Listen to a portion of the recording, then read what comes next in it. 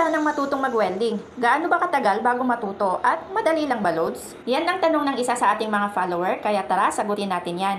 So, para sa mga skill na trabaho, madalas hindi yan madali or mahirap talaga sa umpisa. Kaya naman naglalaan muna talaga tayo dito ng sapat na panahon, pagsasakripisyo at pagtsatsaga para matuto. At kung gaano naman ito katagal matutunan, dedepende yan doon sa taong gustong matuto. Dahil kahit gaano kagaling magturo yung instructor, yung mentor, or kung sino pang nagtuturo, kung yung tinuturuan naman ay walang determinasyon, walang pagsisikap, walang kusang mag-aral or tamad, malamang sigurado yan, matatagalan pa bago siya matuto. Pero kung ikaw naman ay masipag mag-aral, masipag mag-practice, siniseryoso talaga ang training, at may determinasyong matuto talaga, sigurado naman yan, matututo ka agad. Pero ito naman ang twist sa mga tinuturuan. May mga tinuturuan naman na masipag nga, lalo na sa training or practice. May determinasyon naman talagang matuto, kaso medyo mahina talaga maka-pick up or sabihin nating mahina makasunod. Kaya naman minsan nagtatagal talaga bago matuto. At isa siguro sa dahilan is yung katigasan ng ulo nila.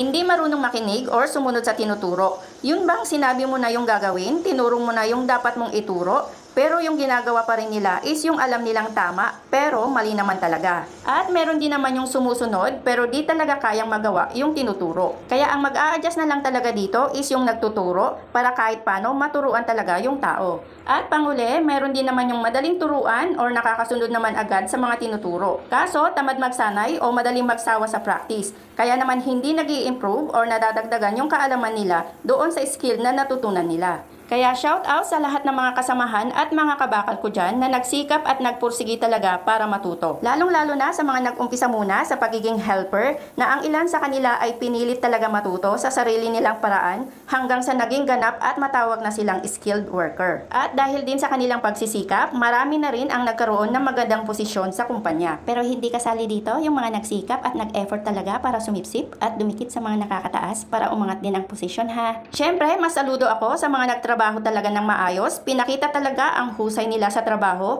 kaya na-promote at umangat sa kanilang posisyon. At syempre ulit, yung iba naman ay nakapag-abroad na, kaya gumanda na ang kanilang estado sa buhay.